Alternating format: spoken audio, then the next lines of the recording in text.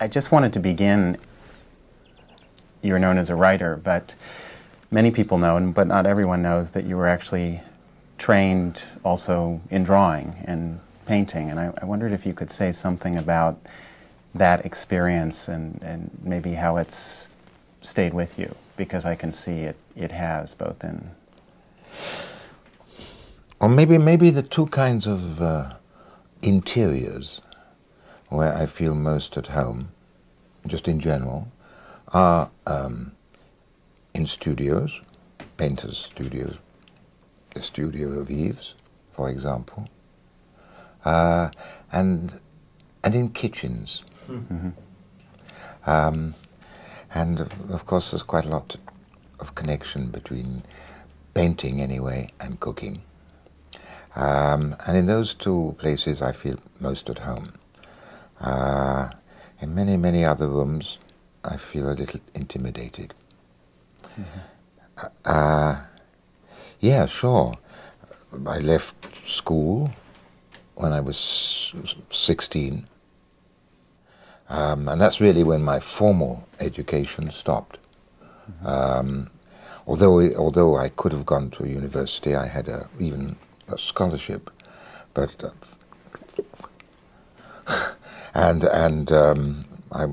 so I went at the age of 16. It was easy because there was very few students, because it was in 42. Mm-hmm. During the Second World War. And so I went to the Central School of Art, and I studied there. Then I went into the army, and then when I came out of the army at the end of 45, I went to the Mieussy School of Art. Yes, drawing, painting, often not going to school, often doing other things, often seeing 3 or 4 films a day. I was crazy about the cinema.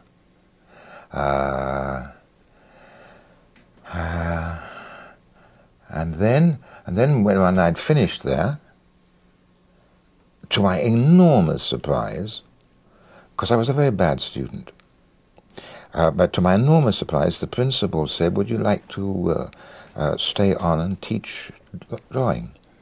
No, I'm not full-time, but 2 evenings a week, or 3 evenings a week. Teach life drawing. So I said yes. One, because I earned money. Secondly, because it's wonderful to be paid to draw.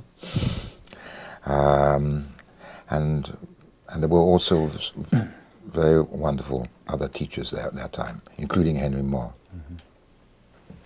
I actually was also trained to draw and began with an interest in fine arts, and I know I can feel it in some of the things you've written, that your eyes are trained almost seeing and drawing simultaneously. You still draw.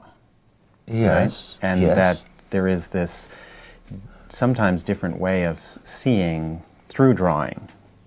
How do you feel that? How do you feel that? Because you've been through the same experience. Well, it's about, it's actually a back and forth. In some ways an image is less transparent.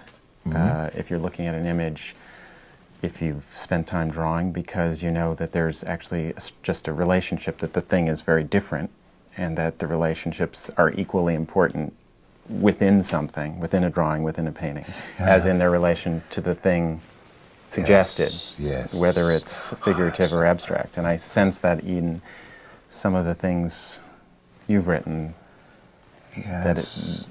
I wonder how you feel that. No, and isn't that what you're saying there? Isn't it to do with the fact that in a drawing, you are all the time can see the whole at exactly the same instant. Right. Yes, which you can't do. I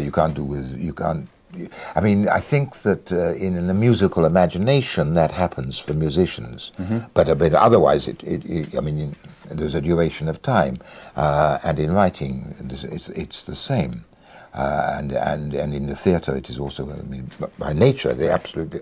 But in the visual image, the still visual image, there is that possibility of seeing the whole in at a instant which is outside time, it seems to me, which is maybe the distinction between painting and photography of a certain kind, I mean traditional photography.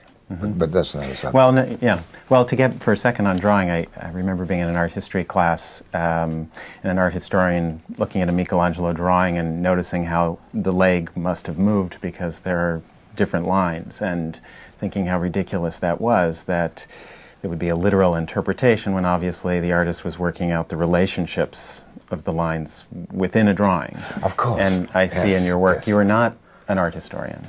You don't come from that perspective. You come from a different one, which you would describe how? Well, maybe just to go back to your Michelangelo drawing,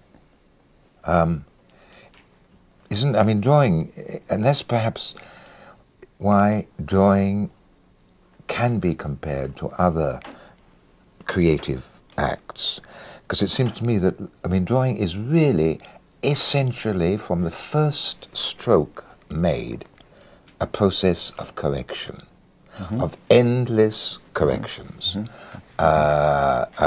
Of endless errors, endlessly perhaps corrected. Right, and a bit of luck. And then a great deal of luck, yes, yes, yes.